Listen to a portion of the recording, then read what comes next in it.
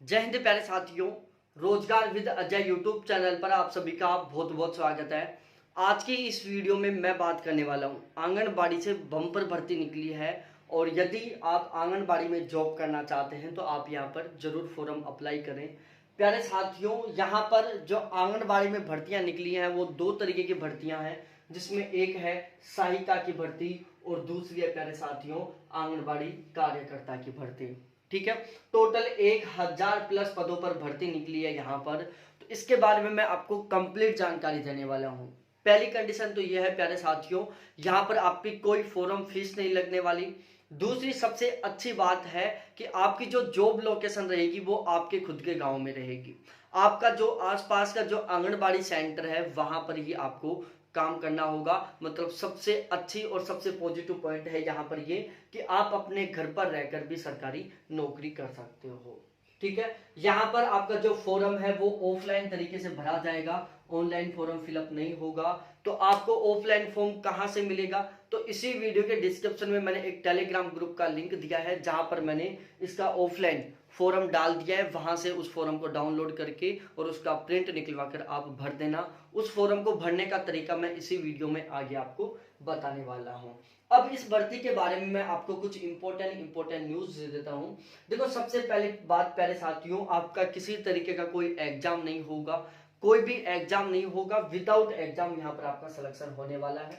यदि हम कार्यकर्ता के बारे में बात करें तो देखो, आंगनबाड़ी कार्यकर्ता के लिए यहाँ पर आपको 12th पास आउट होना बिल्कुल कंपलसरी है। जो कैंडिडेट 12वीं पास कर रखे हैं वो यहाँ पर फॉर्म भर सकते हैं।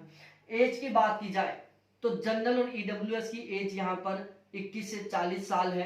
ओबीसी वालों को यहाँ पर 3 साल की छूट है, मतलब 21 से 43 है। और एसटी एससी वालों को 5 साल की छूट, मतलब 21 से 45 साल है एससी एसटी वालों की। ठीक है, ये यहाँ पर एज लिमिट का क्राइटेरिया है। दूसरा, यहाँ पर विवाहित होना कंपलसरी है। ठीक है, देखो यहाँ पर गर्ल्स ही फॉर्म अप्लाई कर सकती हैं, बॉयज यहाँ पर फॉर्म अप्लाई नहीं कर सकते। और यहाँ पर सभी की सभी जो भी कैंडिडेट फॉर्म अप्लाई कर रहे हैं उन सभी का विवाहित होना कंपलसरी है। मतलब आप मैरिड हो तो ही अप्लाई कर सकते हो, अनमैरिड अप्लाई नहीं कर सकते। उसके बाद में हम सहायिका के बारे में बात करते हैं। देखो, सहायिका के लिए 10th पास आउट होना बिल्कुल कंपलसरी है। ठीक है, उसके बाद में हम बात करें एज के बारे में तो देखो, जनरल ईडब्ल्यूएस से 21 40 एज होनी चाहिए, ओबीसी वालों की 21 से 43 एज होनी चाहिए, एससी एसटी वालों की 41 से 45 एज होनी चाहिए। यहाँ पर यह है एज लिमिट का क्राइटेरिया। उसके बाद यदि मैं बात करूं, यहाँ पर विवाहित होना कंपलसरी है। ठीक है, अनमैरिड कैंडिडेट यहाँ पर फॉर्म अप्लाई नहीं कर सकते, केवल मैरिड कैंडिडेट यहाँ पर फॉर्म अप्लाई कर सकते हैं। 5 दिसंबर 2022 इसकी लास्ट डेट है, मतलब 5 दिसंबर से पहले पहले आपको फॉर्म फिलअप करना है। ध्यान रखना, मैं पहले बोल चुका हूं फॉर्म ऑनलाइन नहीं, फॉर्म ऑफलाइन भरना होगा। तो मैं अब आपको बताने वाला हूं कि आप इसका ऑफलाइन फॉर्म कैसे भरते हैं। बाकी इस भर्ती के संबंध में यदि कोई भी नोटिफिकेशन आता है, कोई भी नया अपडेट आता है, मैं इस चैनल के माध्यम से आपको सबसे पहले अपडेट करने की कोशिश करूंगा। तो इसलिए प्लीज चैनल को जरूर सब्सक्राइब करें। और अब मैं आपको बताता हूं कि आपको ऑफलाइन फॉर्म कैसे भरना है। ऑफलाइन फॉर्म है, इसको आपको फिलअप करने का मैं तरीका बता रहा हूँ कि आपको ये फॉर्म किस तरीके से भरना है। देखो, इसमें सबसे ऊपर ही ऊपर लिखा हुआ है कि आंगनबाड़ी कार्यकर्ता, मिनी आंगनबाड़ी कार्यकर्ता, शिशु पालना गृह कार्यकर्ता, आशा सहयोगिनी, साथिनी, सहायिका पद हेतु आवेदन पत्र। अब इसमें देखो, आपको सबसे पहले यहाँ पर अपना फोटो लगाना है, यहाँ पर जिले का नाम लिखना है, आप किस ग्राम पंचायत या शहरी निकाय से हो उसका नाम डालना है, आपके वार्ड का नाम डालना है, आंगनबाड़ी केंद्र या ग्राम पंचायत का नाम डालना है यहाँ पर। ठीक है, उसके बाद में आप कौन से पद के लिए अप्लाई कर रहे हो, यहाँ पर आप आंगनबाड़ी कार्यकर्ता के लिए भर रहे हो या सहायिका के लिए भर रहे हो, ये यहाँ पर फिलअप करना है। उसके बाद में यहाँ पर आपको अपना पूरा नाम लिखना है, आपको अपने पूरे पति का नाम लिखना है। ठीक है, क्योंकि आपको विवाहित होना कंपलसरी है और महिलाएं केवल फॉर्म भर सकती है। तो आपको अपने यहाँ पर पति का नाम डालना है, यहाँ पर आपके अपने पिता का नाम डालना है, पत्र व्यवहार का पता डालना है यहाँ पर आपको। उसके बाद में इसमें यहाँ पर आपको अपने मोबाइल नंबर लिखने हैं, यहाँ पर ईमेल आईडी लिखनी है, यहाँ पर आपको अपने डेट ऑफ बर्थ लगानी है। ठीक है, उसके बाद में आयु में आपको यहाँ पर महीना और साल बतानी कि आप कितने साल के हो चुके हो और कितने महीने के हो चुके हो। ठीक है, आपको अपना ईयर और मंथ बताना है कि आप कितने साल और कितने महीने के हो चुके हो। उसके बाद में यहाँ पर आपको अपनी कैटेगरी सेलेक्ट करना है कि आप किस कैटेगरी से बिलोंग करते हो। जिस कैटेगरी से बिलोंग करते हो वहाँ पर आप यस का निशान लगा सकते हो। जैसे मैं जनरल से बिलोंग करता हूँ तो यहाँ पर मैं सामान्य पर क्लिक कर दूंगा इस तरीके से, ठीक है।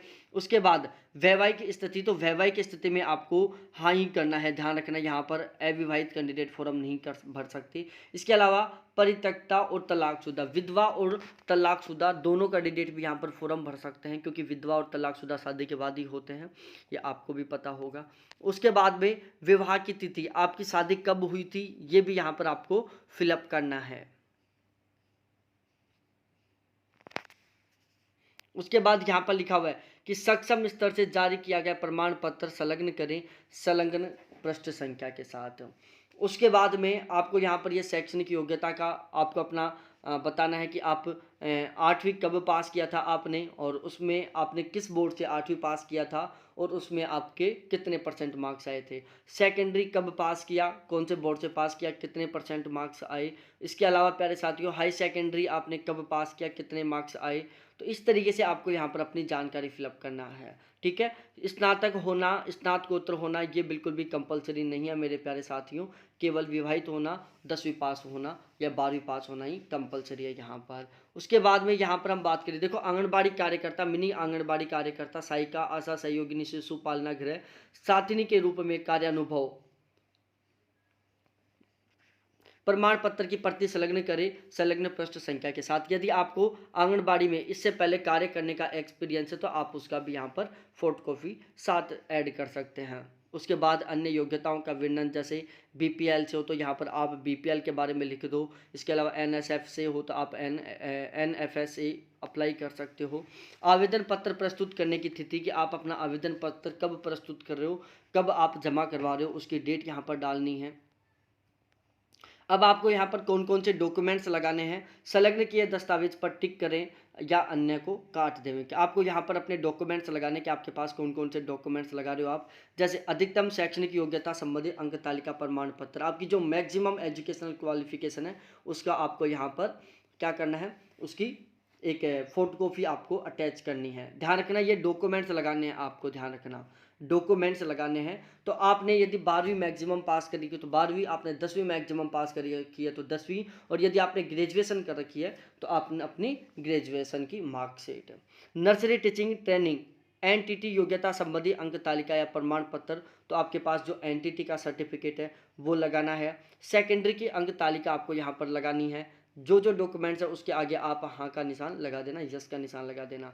स्थानीय निवासी होने का प्रमाण पत्र, तो उसमें आप अपना आधार card, Jan Aadhaar, ration card या मतदाता पहचान पत्र का यूज कर सकते हैं। इसके अलावा विवाह पंजीयन प्रमाण पत्र, अनुसूचित जाति जनजाति या पिछड़े वर्ग से बिलोंग करते हो तो उसका सर्टिफिकेट, आदिम व गुमंतु जाति, आदिम व गुमंतु जनजाति से हो तो उसका प्रमाण पत्र, दिव्यांग हो आप तो दिव्यांग का प्रमाण पत्र, जीएनएम आयुर्वेदिक नर्सिंग या एएनएम का प्रमाण पत्र आपको यहाँ पर लगाना है, यदि आपने जीएनएम आयुर्वेद नर्सिंग या एएनएम कर रखी है तो।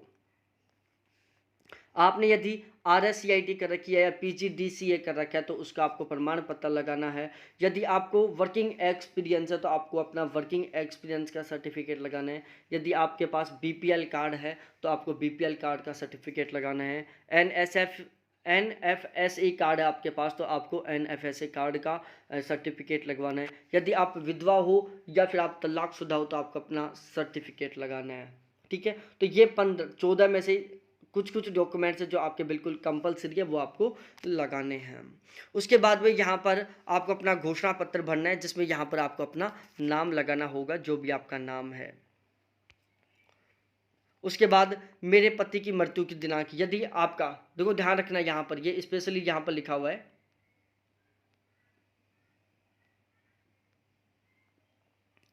ठीक है। अब यहाँ पर भी आपको अपना सारा सारा लिखना है, जैसे आपको अपना नाम, अपने पति का नाम, निवासी कहाँ के, आंगनबाड़ी केंद्र कौन से के लिए आप अप्लाई करना चाहते हो, मानदेय व सेवा पद आप कौन से पद के लिए अप्लाई करना चाहते हो, ठीक है। तो इस तरीके से यहाँ पर आपको अपनी सारी जानकारी फिलअप करनी है बिल्कुल सावधानीपूर्वक तरीके से, ठीक है। तो ये टोटल 14 जानकारियाँ हैं जो आपको फिलअप करने हैं, और ये जो सर्टिफिकेट हैं इनकी आपको फ़ोटोकॉपी अपने फॉर्म के साथ अटैच करके और अपना जो भी नियरेस्ट आंगनबाड़ी सेंटर है वहाँ पर उसको जमा करवाना है। सॉरी, पंचायत भवन में आपको यहाँ इनको जमा करवाना है, ठीक है। तो बहुत बहुत धन्यवाद आपको देखने के लिए। Thanks, bye.